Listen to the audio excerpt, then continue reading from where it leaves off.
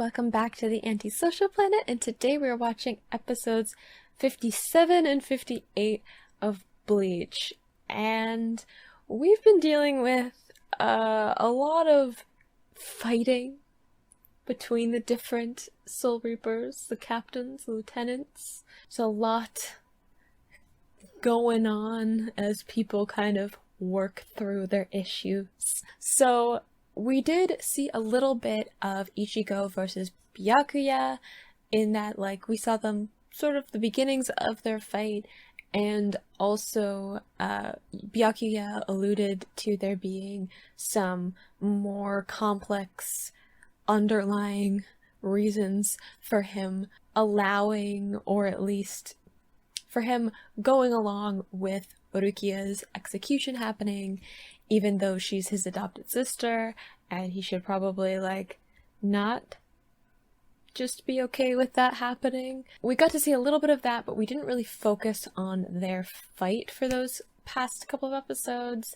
We instead focused on two main ones, one being Shunsui and Yukitake versus Yamamoto, in that we got to see kind of them traveling away from any populated area for that fight to happen, and we got to see some of Yamamoto's immense power that's coming out a little bit. There's a lot of fire involved, and it's a tad intimidating to have this kind of vortex of flame around them as they're fighting. Makes me a little bit nervous for the captains. And we also got to see Shinsui and Yukitake's Shinkai that they released. They're the only ones that have, like, double blades when they use Shinkai, which look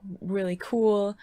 And we also learned that they were students of Yamamoto back when they were in the academy, before they joined the squads and moved up the ranks. So there's a lot of history underneath this confrontation, and it's really just like opposing ideals, and like it feels like they don't, it's not like a personal fight necessarily. It doesn't feel like they personally want to fight, you know, exactly each other, but it's a battle of ideals, and that, like, Yukitake and Shinsui believe that executing Urukia isn't the way to go, and they think that something else is going on underneath that. I know Shinsui thinks that there's something else going on when it comes to Aizen's death as well. We haven't really seen him voice any, like, specific opinions or really get involved with that. It was really just his initial reaction to finding out that Aizen was dead, but I'm sure we'll get some more of that as we move beyond his more immediate confrontation that he's currently in.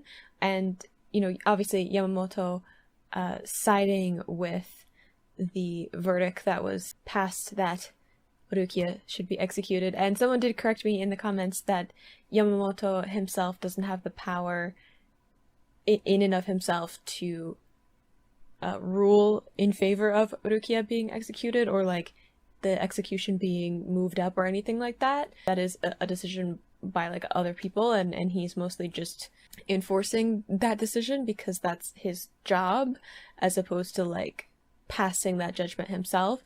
So it's kind of like, you know, Yamamoto is kind of representing that side of things, of, like, doing his job, taking orders, and also, like, standing with the traditions and systems of what the Soul Society is, whereas Yukitake and Shinsui are kind of on the side of personal morality and, like, having your own independent thoughts and having your own independent understanding of what justice is, and, like, acting on what you think is morally right, which seems to be, like, how this conflict is kind of separating itself, of, like, do you go along with the structures that you've grown up with, the traditions that you've grown up with, and the the decisions of those who are in higher positions than you? Do you bend to authority, or do you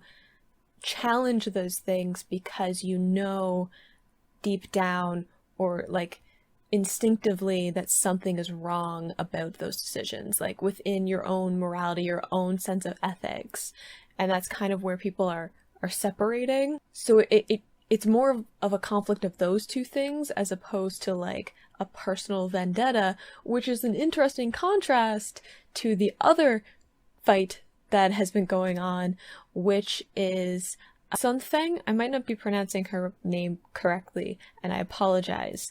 But her versus Yoroichi, which it feels like a far more personal confrontation, especially from Sung Fan's point of view, because Yoroichi used to be the commander of the stealth force before she gave up the position and ended up leaving the Soul Society and all of that kind of stuff. And Sun Feng is now in that position. She took over. I don't know if like immediately after Yoroichi, but she is currently the commander of the stealth force. And Sun Feng, she's got some issues going on. She has some tactics about going about life that I disagree with, but she is definitely on the side of going along with the structures around her and going and bending to authority and respecting authority regardless of how she personally feels. And she also has something to prove, in that she doesn't want to be considered like a placeholder for Yoroichi. She wants to prove that she's better than Yoroichi, and that she is deserving of that spot that she currently has as the commander of the stealth squad. She's also kind of power hungry, in that she wants to feel powerful. It's such an interesting characteristic to have with a new character after we've seen Zedeki, because hear me out on this one, okay? Because Zedeki wants to be powerful, right? He wants to actually be powerful. And because of that, he is constantly looking for people who are more powerful than he is, or like people that have some chance of beating him in a fight.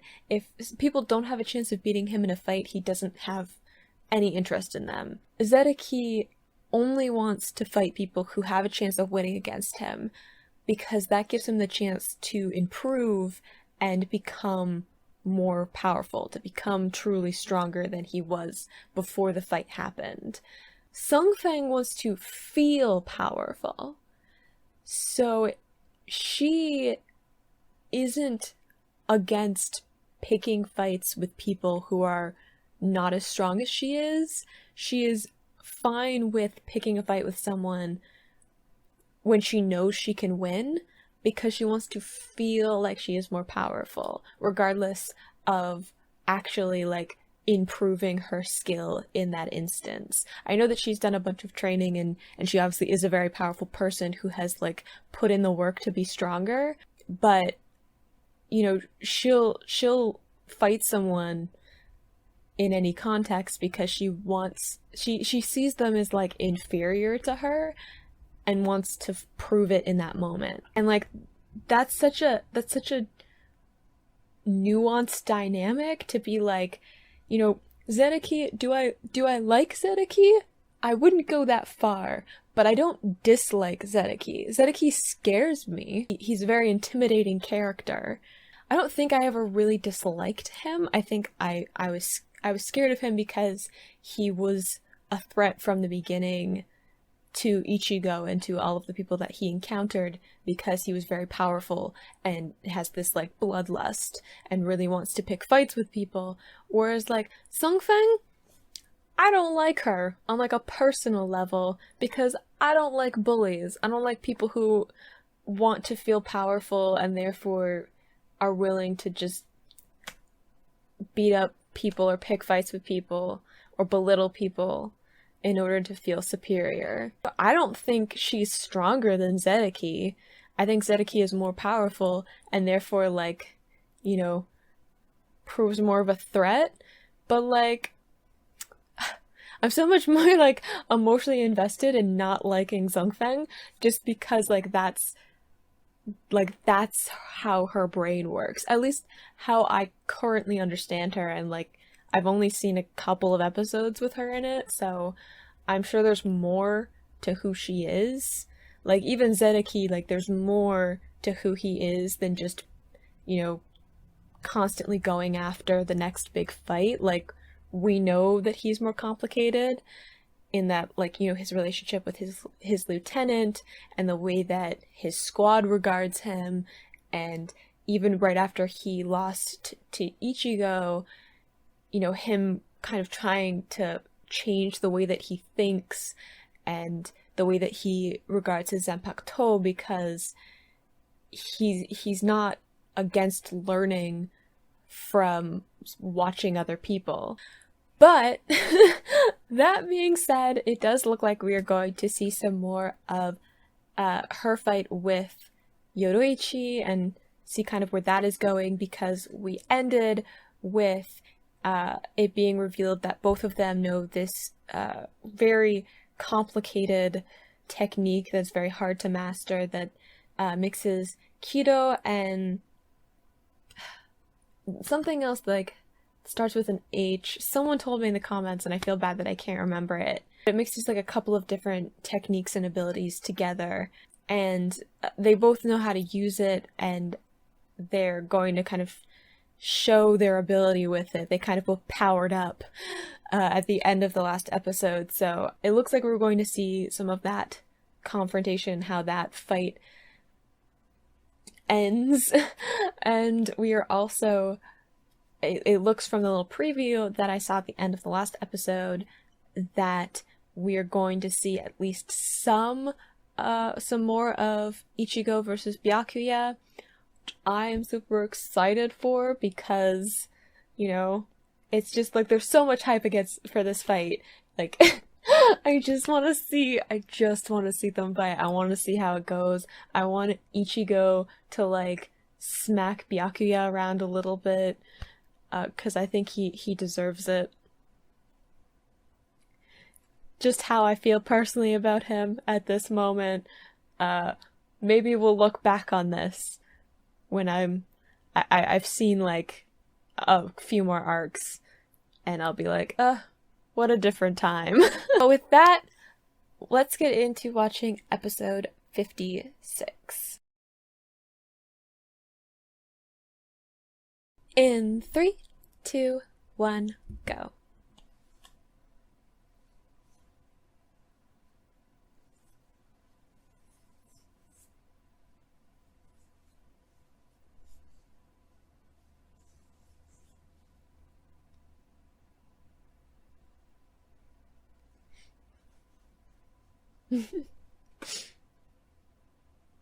I do really like this opener.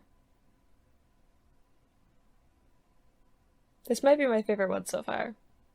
Which feels a little bit, like, blasphemous to say, I guess, because I'm like,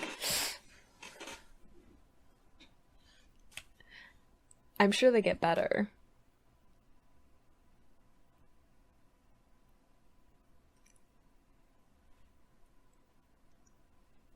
Oh no. I'm yawning already.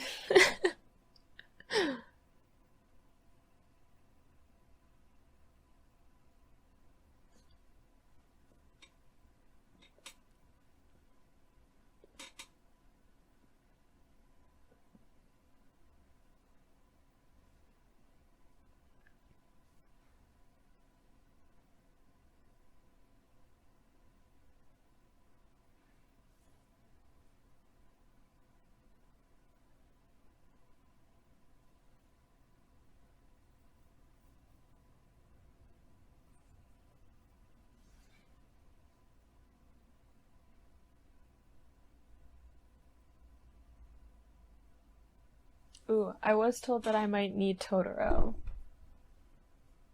for the remainder of this arc, so I'll make sure he's he's at the ready.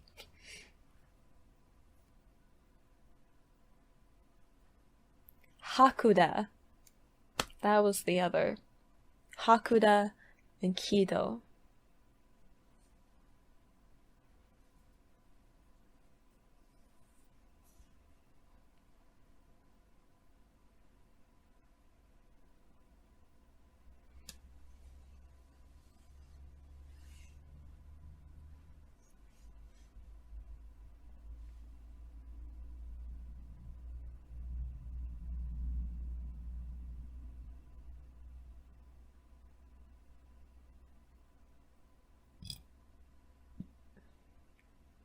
I did have someone point out in the comments of my last video that, like, their two Shinko are, like, slightly different. Like, one is wind and one is, like, lightning.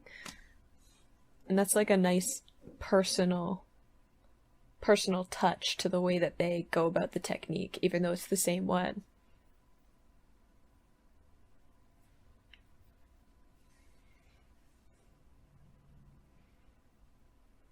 Oy.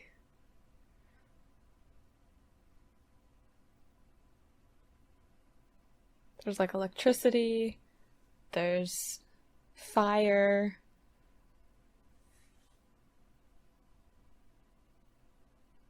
Because you can't control it? I'm assuming that's why.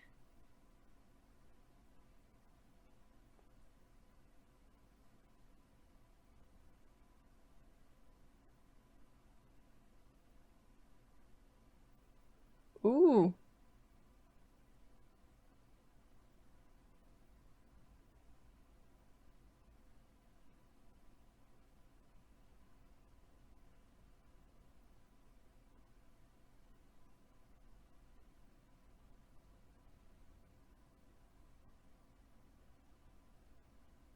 Hmm. So is that like the restraint Kido? Like that branch of Kido?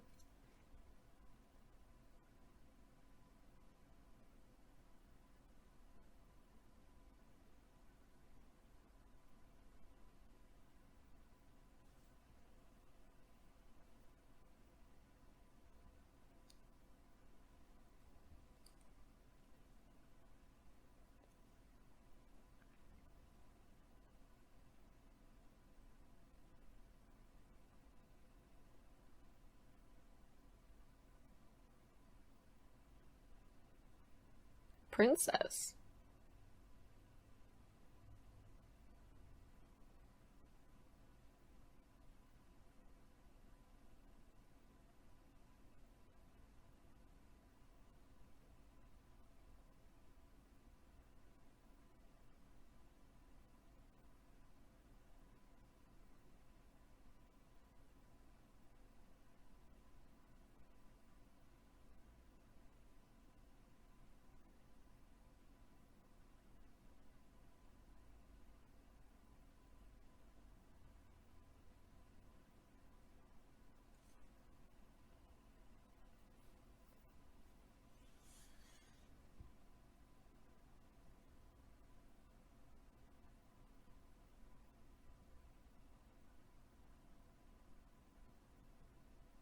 So they're like an assassin clan. That's pretty cool. Despite my personal feelings about her.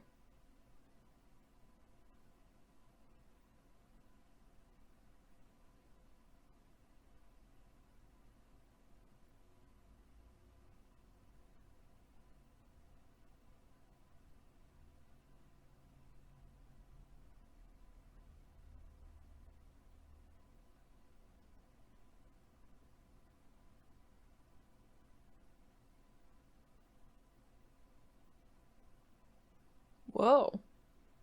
That was a good move.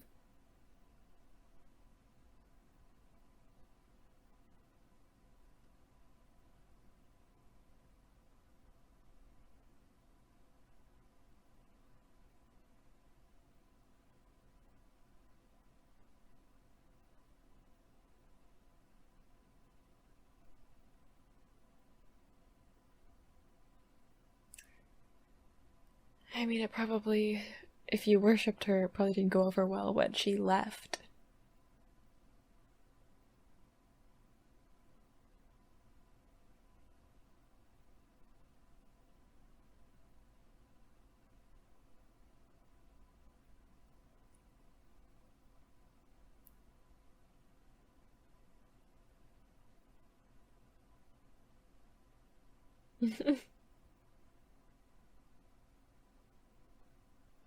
She's really not into formalities.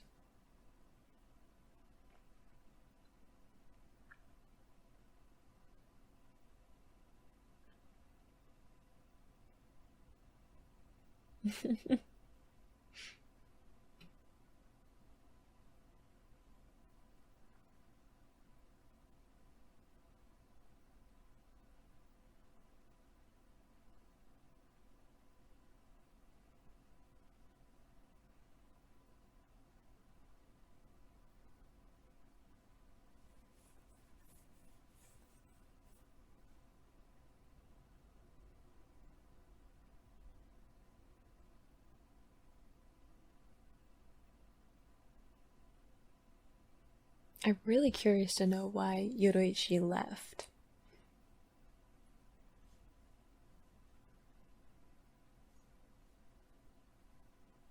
Because at least in this flashback,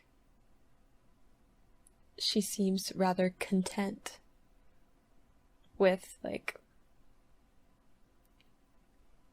with where she is.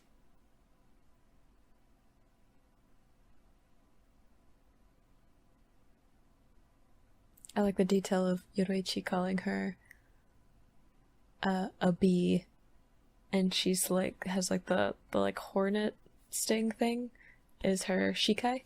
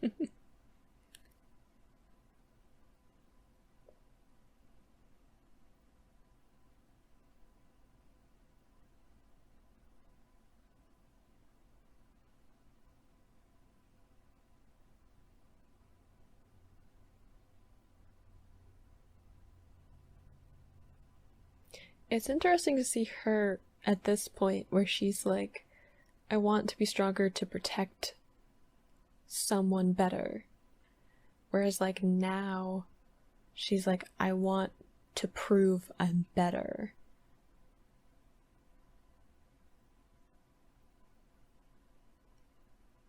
Which is, it makes me curious exactly what the shifting point was when it became less about protecting someone and more about, like,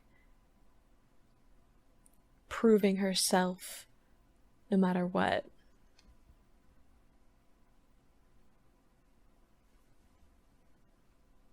Because I feel like it can't just be that Yoroichi just decided to leave.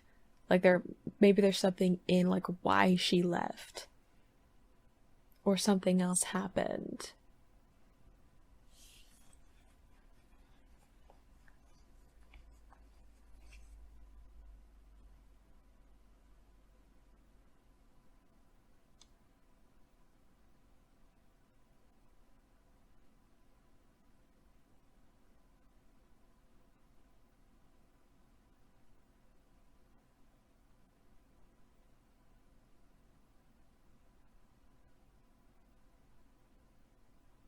I didn't realize they would be this close, though. Like, I felt like maybe Soifang would have like a personal connection to the conflict, like of their current fight, just from like a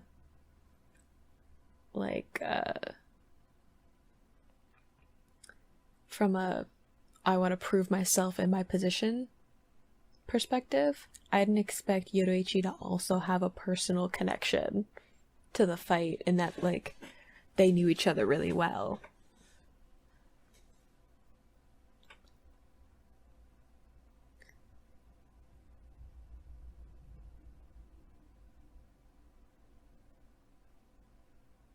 Is she just gone?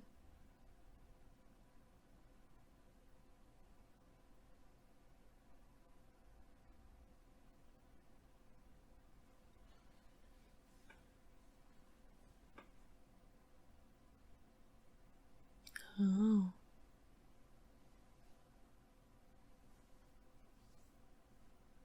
Broken promises. They can ruin people.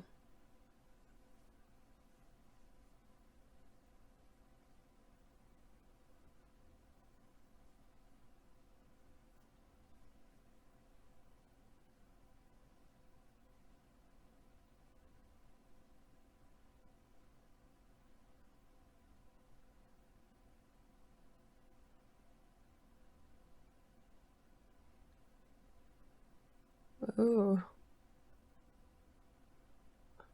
That seems far less controlled than the last time.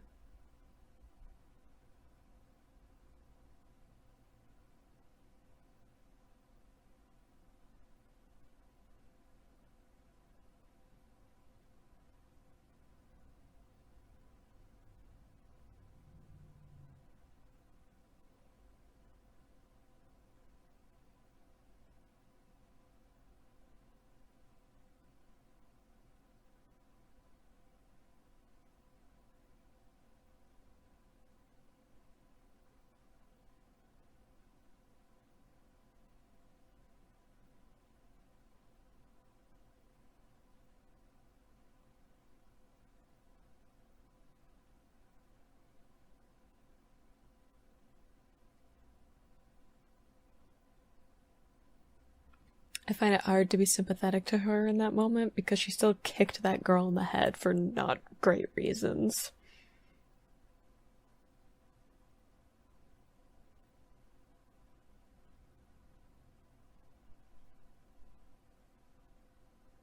It's good to see that you guys are doing alright.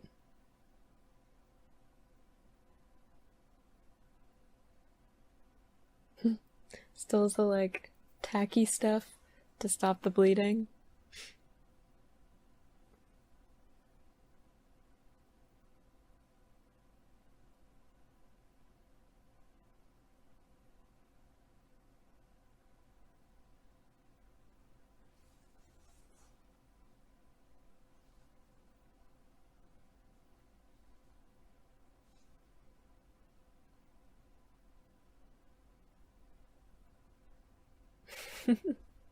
Ikaku.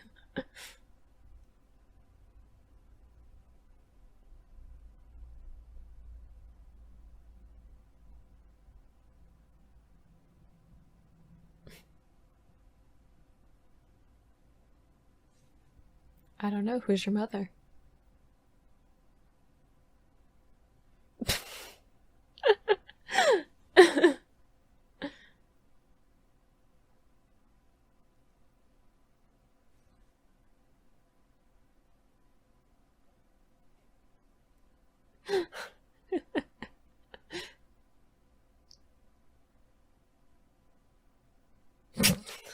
My gosh.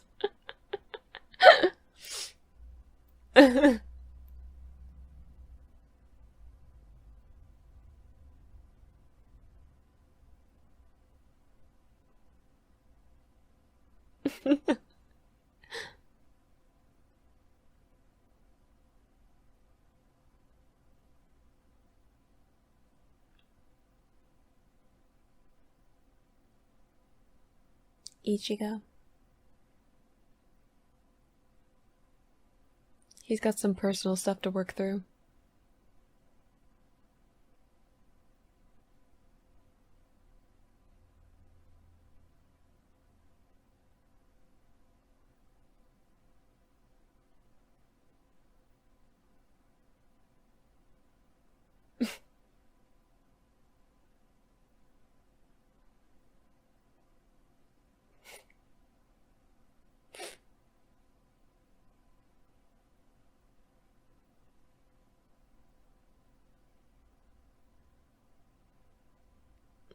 I love that that's how their fight is going. Like everyone else is like personal vendettas and uh you know, all of these clashes of people who have all this history, and then like Ikuga is just like making friends with Iba and they're drinking.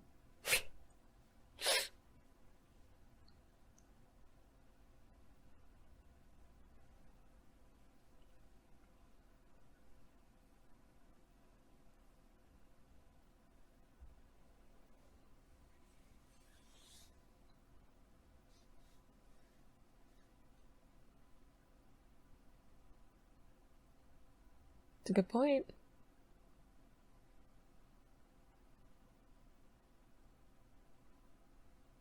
I don't think it's all he's got, but it's interesting that he's drawing out the fight.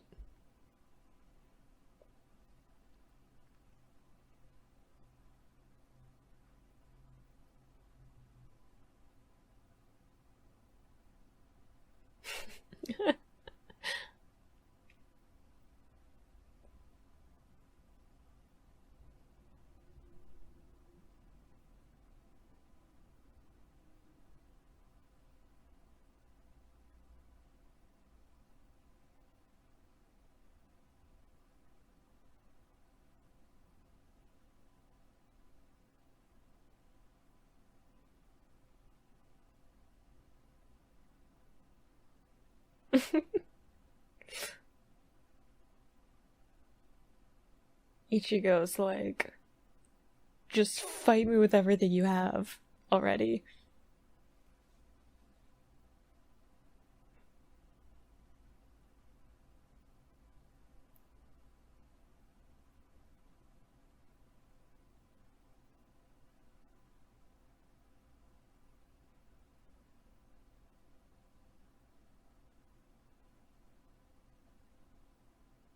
What's the plan, Ichigo? Are we dodging? Are we blocking? What are we doing?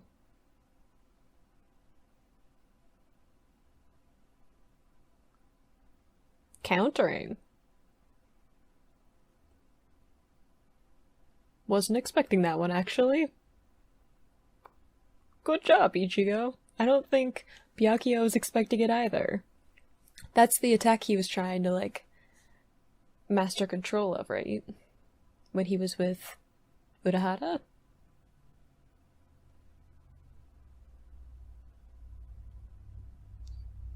Landed a scratch, at least.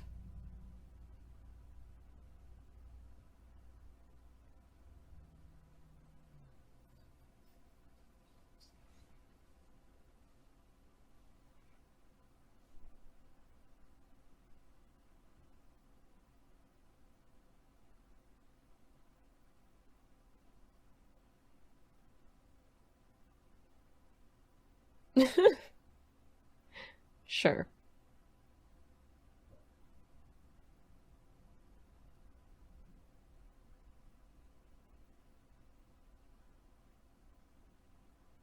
You have to have resolve.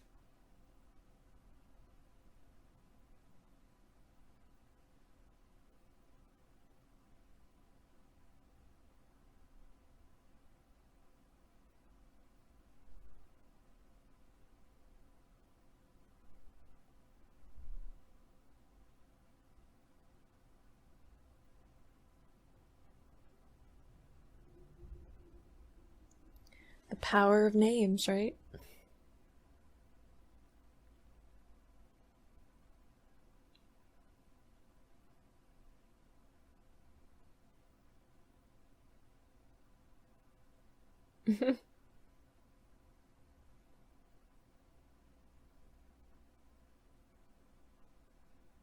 He wants to see your Benkai. He doesn't want you to play around.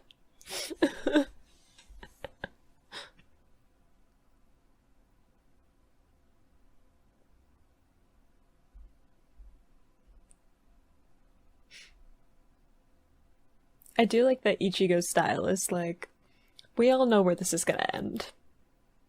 He's like, this fight's gonna end with you using your Benkai against me, so let's just skip over, you know, ramping up to it, and just show me your Benkai. Like, let's not play around.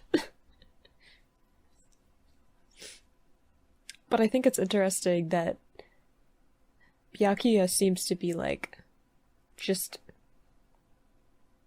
like, he seems to be like drawing out the battle so that he can like understand Ichigo, or at least his abilities, which is not what I would have expected from him. I would have expected him to be like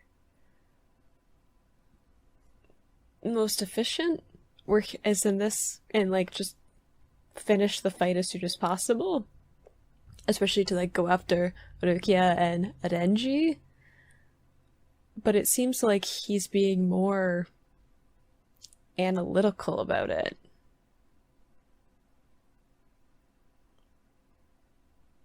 I don't really know what to do with that, but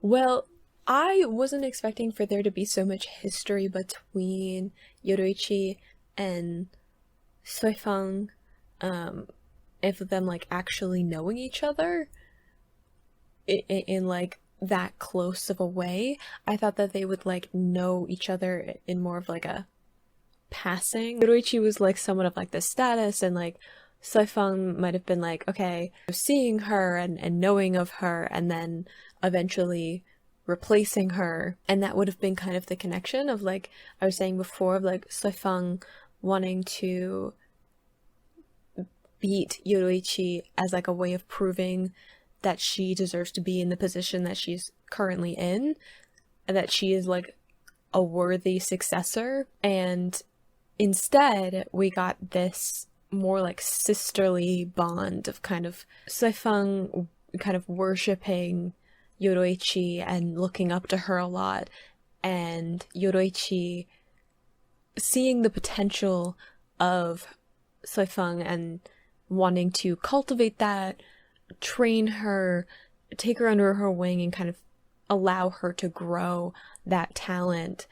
And, you know, kind of having that close relationship of almost like, you know, like teacher and student, and having more of a bond than I was expecting, on like a far more personal bond than I had initially realized in their relationship.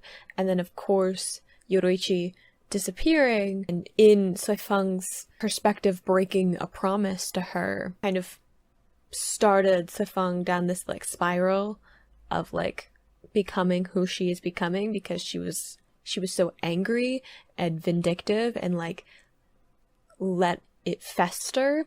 And I'm sure we're going to kind of see some more of like who she is as, you know, the show continues. But it's kind of interesting that there was such a different relationship before. Like I was saying, like Soifang being very much in the mind of like, I'm going to fight for this person, I'm going to get stronger in order to protect this person, like having a very external motivation to her actions, as to now where like it's more about her like improving herself for her own sake. Like she wants to become stronger for the sake of being stronger. She feels like she has to prove herself, is like motivated by like becoming more powerful, but also like fulfilling the orders that are given to her, fulfilling the position that she has been given and the expectations of that and like the traditions of that and the rules associated with that, wanting to enforce the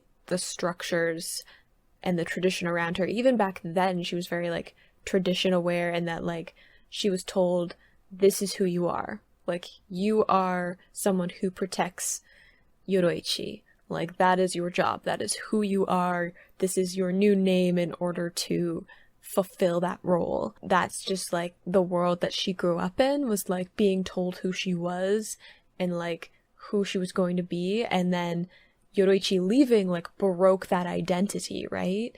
And changed the course of like who she was supposed to be, or who she was told she was supposed to be. And I feel like that had like more of a lasting effect, in that like she didn't know how to like rebuild an identity or like make her own identity, so she like leaned harder into like the other positions and like structures that she had around her. It's a fascinating motivation and like way of building a character.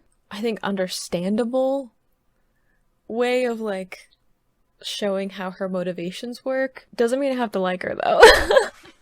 Doesn't mean that I have to like forgive her or like her as a character. But I feel like I understand what is motivating her and why. And we did get to see some more of Ichigo versus Byakuya, like some more actual fighting between them, in that we got to see Ichigo show that he's finally like learned that attack that he was working on with the like stream of power that like causes the big fissure, that he was working on with Urahara, and he's finally like figured out in the moment in true Ichigo fashion. And you know, definitely landed a little bit of a scratch on Byakuya, which I mean, I was surprised, Byakuya was surprised, and Ichigo was smug. I think that Byakuya like really doesn't know what to do about Ichigo, in that like he knows that he's really strong, and I think there's a certain curiosity about that from Byakuya's perspective, but there's like an odd hesitation to him fighting. And I don't know if it's because like he just wants to be able to strategize better, like if he can understand Ichigo's abilities better, he can better defeat him, or if it's just curiosity in general, or if it's like him trying to win this fight without having to use his Bankai to like prove something. I don't really know, but the hesitation feels uncharacteristic to Byakuya. Byakuya seems like a person who like always knows what his next step is gonna be, and like doesn't hesitate to to get there, no matter what the cost is. So that's why it's intriguing to me that like in this particular context he seems to be hesitating and seems to have be slightly unsure of what his next step is gonna be. Like he doesn't really know how to react in response to Ichigo. I do like that Ichigo is very much like, this is gonna end with you showing me your Benkai. Like, that's how this fight is gonna go, so let's just jump to the chase. I very much like his, like, no nonsense, let's get this over with. I don't want to play around with, like, Shikai or, you know, dodging around each other with different blows or whatever. I want to see your Benkai. And he's like, let's power all the way up, and let's see who wins. And from the preview, it looks like we're going to see some more of that fight. So, I mean, I want Byakuya to bring out his Benkai, because I feel like that's gonna lead to Ichigo showing his Benkai, and I want to see Ichigo's Benkai so badly. Like, I want to see it so much. Let's get into episode 58. In 3, 2, 1, go. Or not. Hold up. In 3, 2, 1, go. I saw it in the little like thumbnail for this episode that Toshiro was there. So maybe we'll get to see some of what he's been up to while all of this has been happening, because he wasn't at the execution and we haven't seen him show up at any point in the fighting.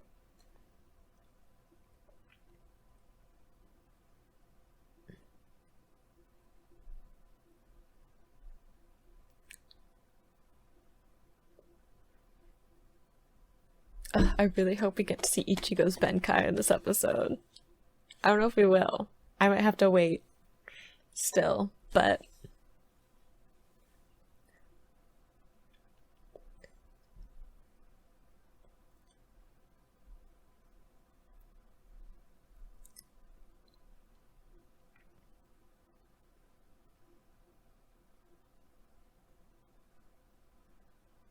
it's like Ishida and Shadow and Orihime and Ganju and all of them still searching for Ichigo?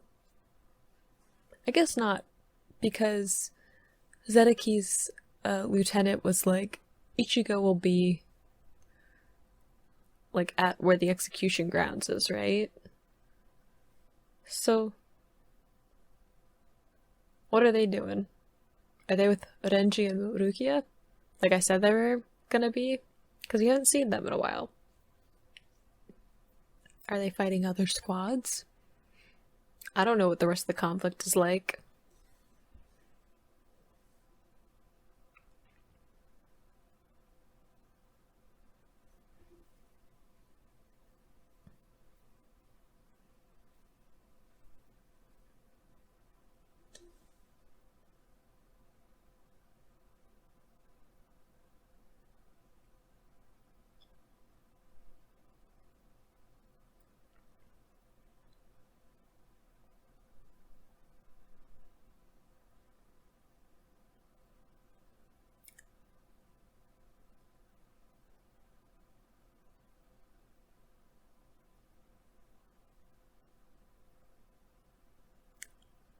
Boys learning.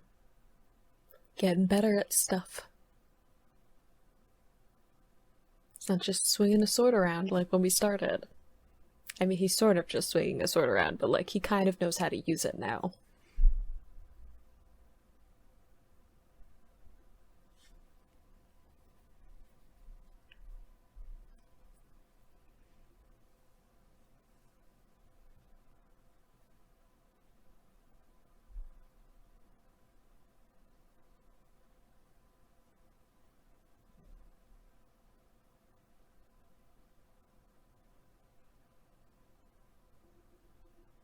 Yes.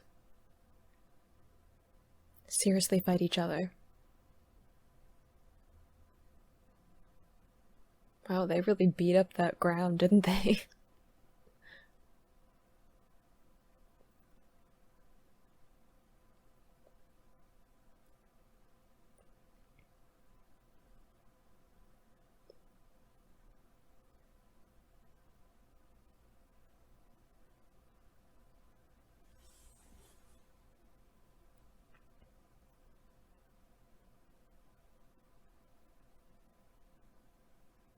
I'm sure about that.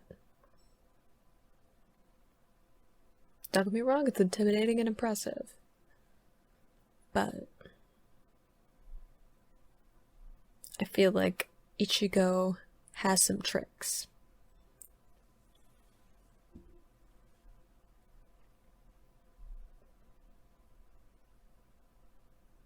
Didn't he say it was really hard to dodge it because there's so many blades? Ooh, I didn't know he can control it so much, the like little blade petals.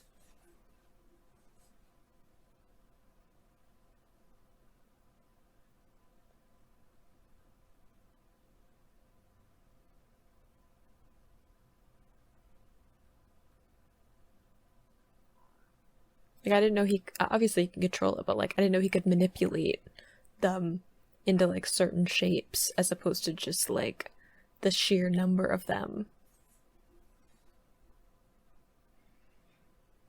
Oof.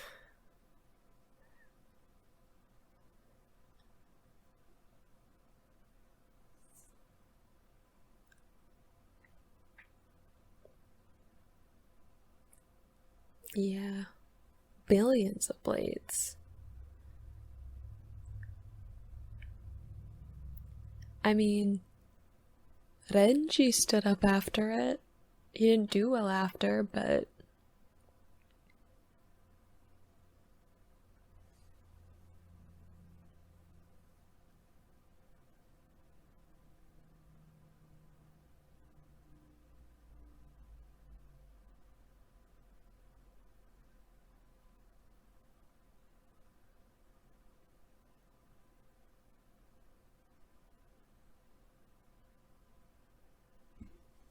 has he? Huh? Oh, I want to see this bad guy! Toshiro, you are in this episode. Are you going to find Gin?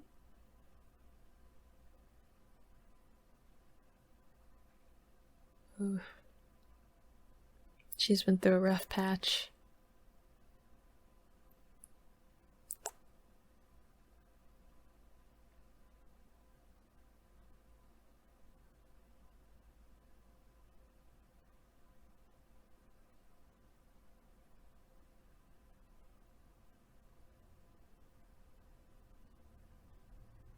Ooh.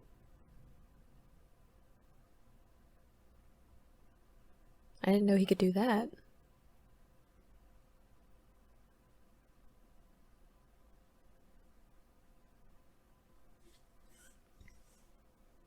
But his lieutenant has a connection to Guy, and I don't want them to fight each other if they've got history.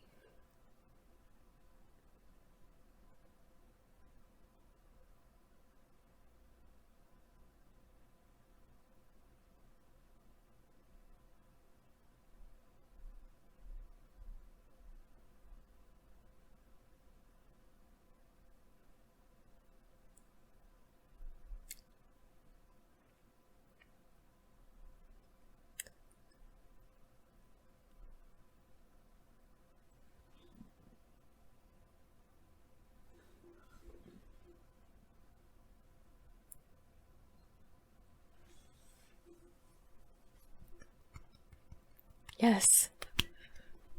Use her fun guy. I want to see it.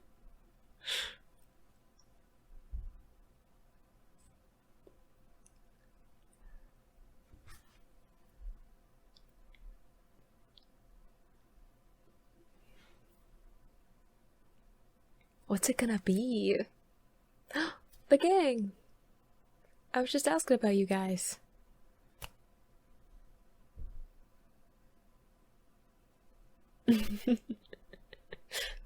Ishida.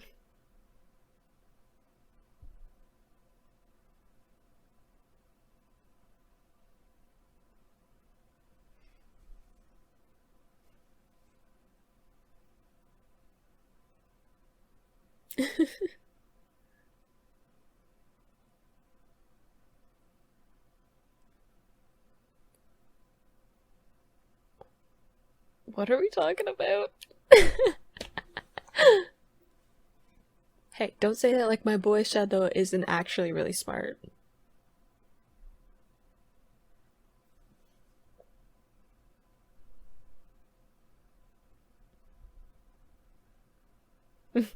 He's a little bit of both, Ganji.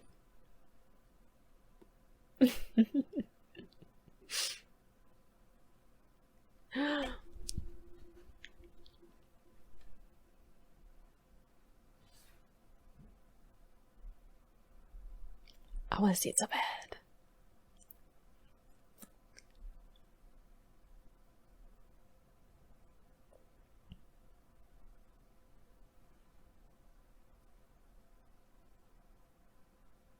Really? Interesting, interesting.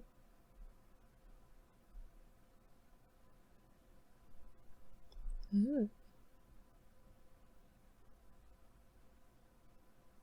I mean, I guess Soul Reapers live for a long time, so if you become a captain, you probably stay in that position for a while. He's special.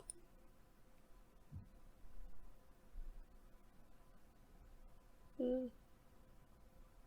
He had a lot of his own power, though. I feel like Rukia's power just, like, kickstarted it.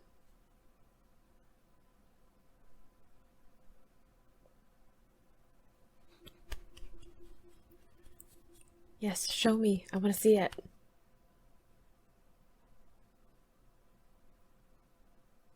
I want to know what it's gonna be. Like, is it gonna be like a creature?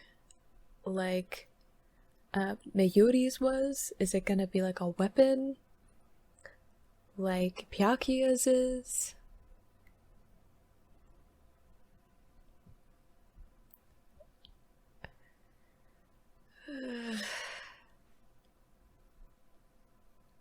This scene still hurts me.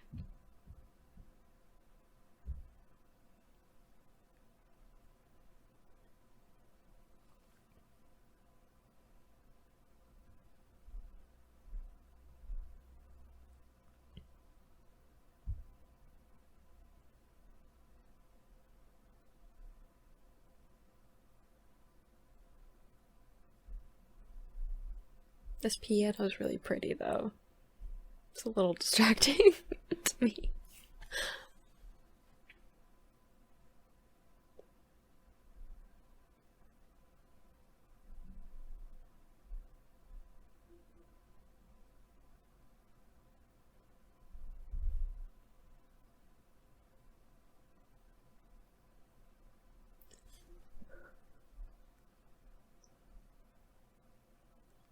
Do it. Release the Benkai.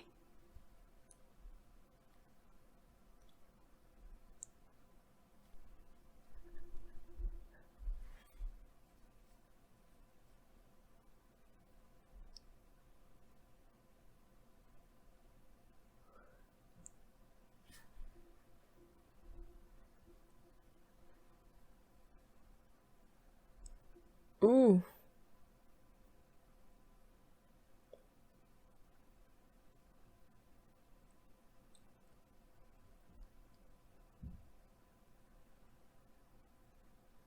What's going on? Is it unstable? Like when he like before when he like dug into his when they were fighting that like the giant hollow and his power was too unstable, he didn't know how to like control it and like suppress it enough to like funnel it the right way.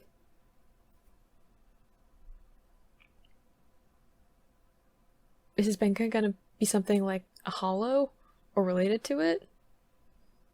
His sword is different. Ooh. Is his outfit different? It's like a black sword.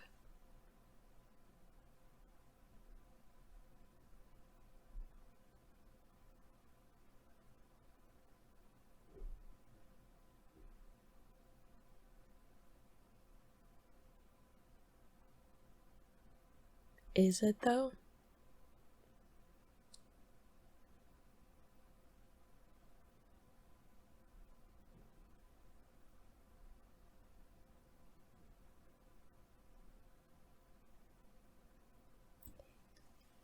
He seems a little bit angry now.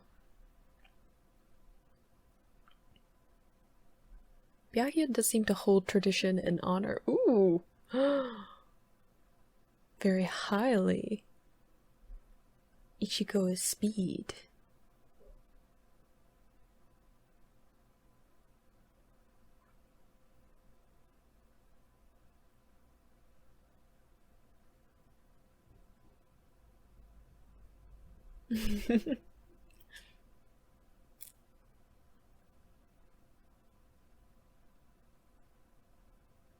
There's like the chain on the sword too, which makes me think of hollows.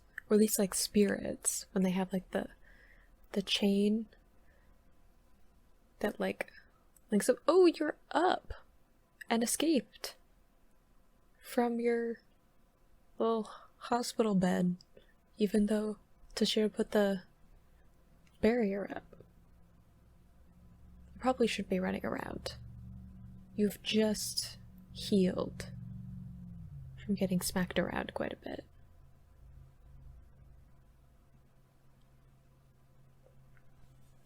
And I don't think you can defeat Geen, nor do I think that letter is actually from your captain. I don't think it's from Aizen.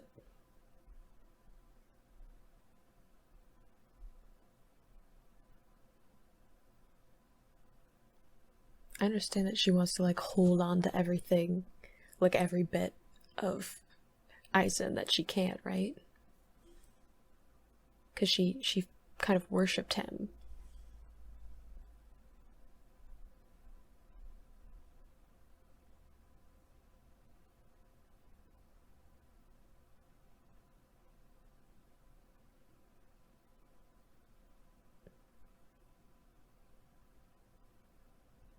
Where are we going?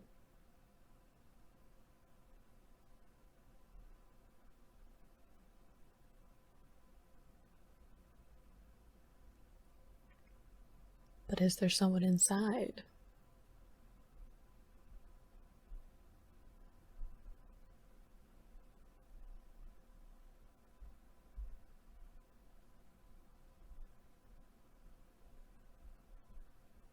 Ah. Ooh. I don't think they want you to come in.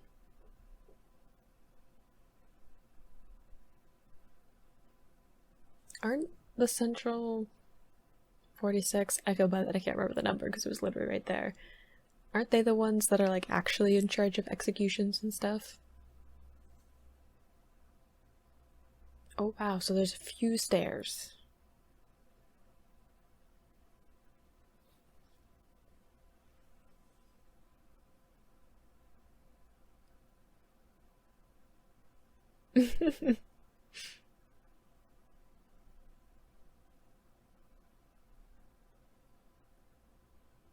See, that's what I was thinking too. I'm like, if they're fighting all out, it'd be dangerous for them to like just be around that, right? I mean, they're probably gonna go anyway.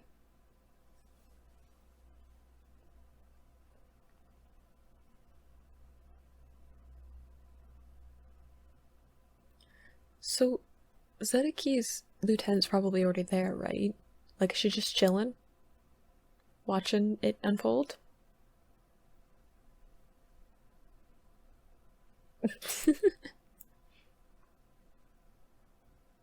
I don't even know his name.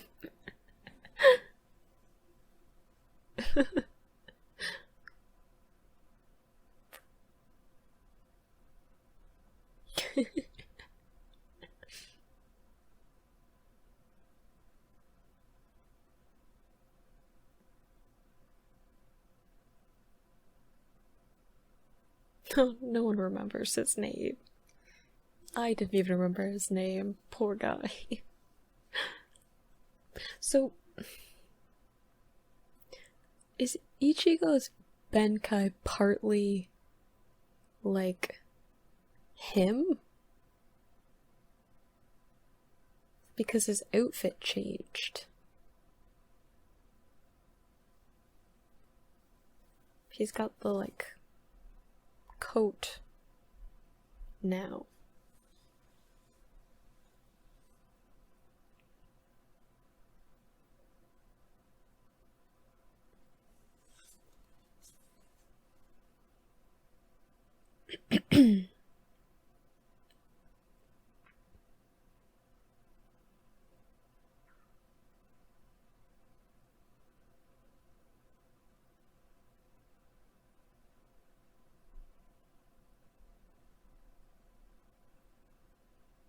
You seem pretty sure of that considering it's staring you in the face.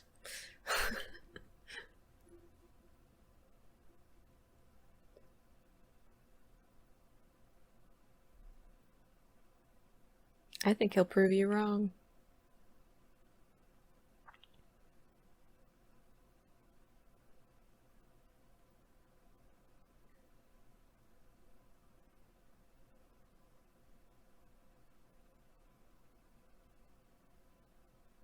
He's a lot faster now.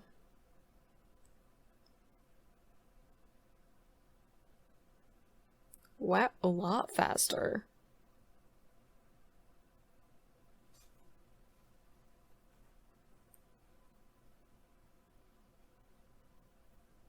The sass. It's always on point with Ichigo.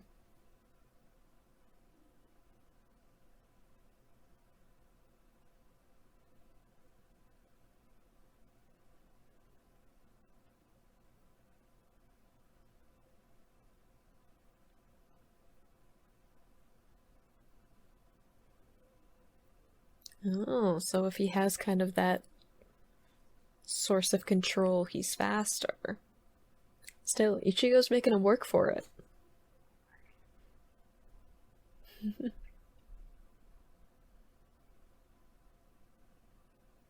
Ooh, wow. He like made a cage. That's pretty cool.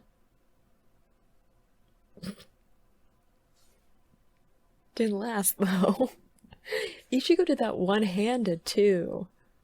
He's like not even fully like swinging behind it, right? Oh.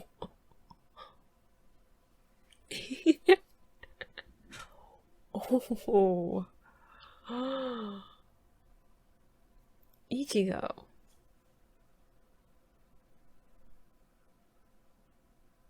You ruined his other decorative glove.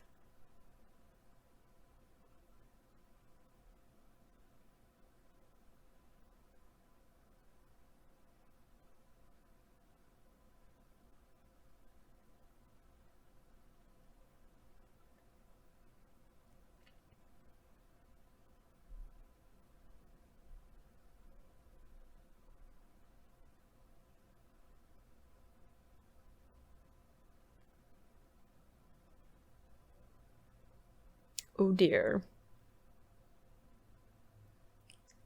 Looks like someone's got a little bit riled up.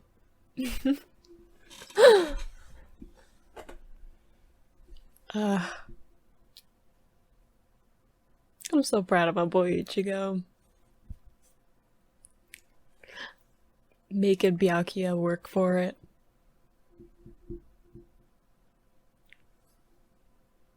And being like sassy while he does it. I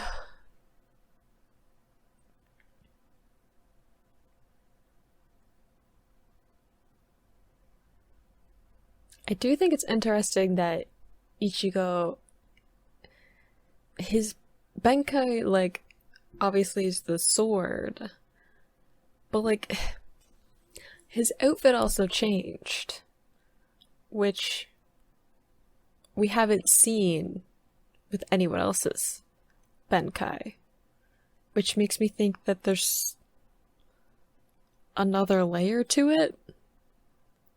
Like the sword might be the obvious, like, part of the release.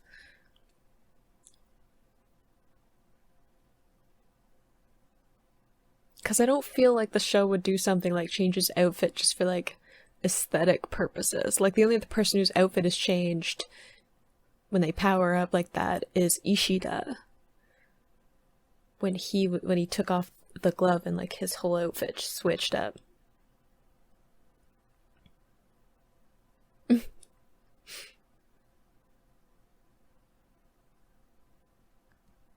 Ooh, that contrast of the white and black. So we finally, okay, we finally got to see Ichigo's Benkai, but I wanna dial back a little bit. So we got to see some more of Toshiro and what he's up to, and he's trying to get into Central 48 compound is where Toshiro has come to, and I think that that's like where a lot of the big decisions get like passed down from, like Rukia's execution, and there isn't anybody guarding the gate like in person, but there is like a special defense on the door itself. I'm assuming Toshiro wants to go there so that he can talk about how he suspects that Gain killed Aizen and that whole thing, like that's why he's going there. But it seems like something else is going on, considering that like it's like locked from the inside for like the inner part of the compound, but there isn't anybody guarding it. So it just seems a little bit suspicious about what exactly is going on with that situation. And I'm sure we'll revisit it come the following episodes, because I'm sure it's important to like how this whole thing is going to like wrap up. We also got to see the gang. It's too big now, I can't name them all off. But they've made it to where the execution grounds are, and they have to make it up all those stairs to get to where Ichigo and Byakuya are fighting. So they're on their way. I don't know how much help they'll be. I don't know if they'll get there in good time. And I don't know if it's like really safe for them to be like in that area when like two captains are like using their Benkai to try and seriously injure each other, if not kill each other. I don't think Ichigo will try and kill Byakuya, but I think Byakuya might try to kill Ichigo. Which, of course, we need to talk about that. So one is Byakuya, using his Benkai, which he has far more control of like the shape of it than I thought he would. I thought it would just be more of like a raining down of these like the blade petals, because that's sort of what we saw when he was fighting Renji, and like he had like restrained Renji in place and then just sort of used all these blades on him. Whereas fighting Ichigo, it's more prolonged, and he's really controlling the shape of it, making it like a cage and all these different like using it as a shield, kind of showing the diversity of what he can really do with his Benkai, which is honestly, it's a cool Benkai.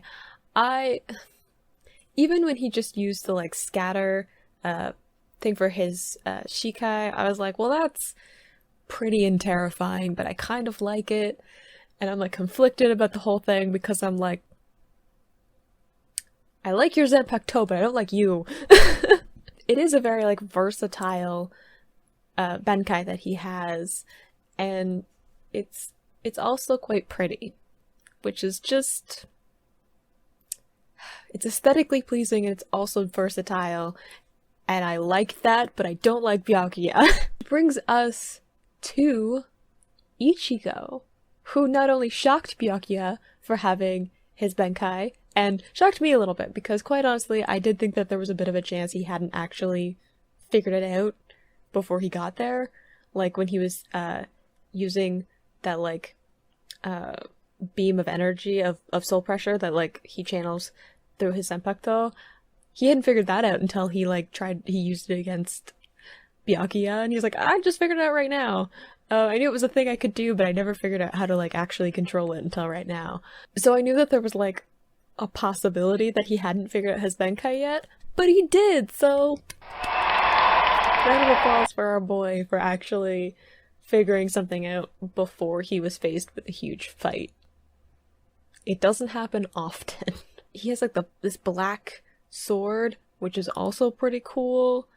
Much smaller than what his Zanpakuto usually looks like. Also, his clothing changed, so like makes me suspicious. But as Byakuya pointed out, Ichigo's the smaller sword means that it has like a more like focused energy. Like the fact that it is compact doesn't mean that there's like less power going through it. It just means that like it's more like spirit pressure in like a smaller container, so it's more concentrated. And I feel like that really shows how Ichigo has like evolved, because he kind of like had this giant Zanpakuto, but like he didn't really know how to use it, or like how to constrain his power in order to use it effectively. And I feel like having the smaller sword really shows that he's starting to learn that control. And also, having the smaller sword makes it easier for him to move around, because he's not, I mean, Zanpakutos don't really affect them from like a weight perspective. From what you guys have told me in the comments, like people's personal Zanpakutos don't like affect them in terms of like weight. But I feel like having that compact, controlled place to like channel his spirit pressure through when he wants to means that he can like focus more on like using his power in other ways. Do you know what I mean? Like, I feel like his Zanpakuto up to this point, and like the way that he used his power was like very chaotic, and like he didn't know how to use it, and it just sort of like it was ineffective in that like he just sort of used a bunch of spare pressure without like really having any technique behind it or any kind of strategy. And I feel like because he has more control and can like, you know, compact the energy into the smaller sword, it means that like he's better at compartmentalizing that power, so like he can be faster and he can also still have a bunch of power going through his Zanpakuto or Benkai. And like it's kind of like it's less like he's just sort of outwardly letting the energy, you know, go wild. Sometimes like actually just letting his power go wild when he lost control. And in this case, he's like specifically using like a certain percentage of it to do certain things that like utilize his strong points. I hope you enjoyed watching these episodes along with me. If you did, always so awkward at this point, but like you can like the video, you can subscribe to the channel so you don't miss when I post more reactions to Bleach, and I will see you in the next video where we're gonna get to see some more fights, and I'm excited. Bye!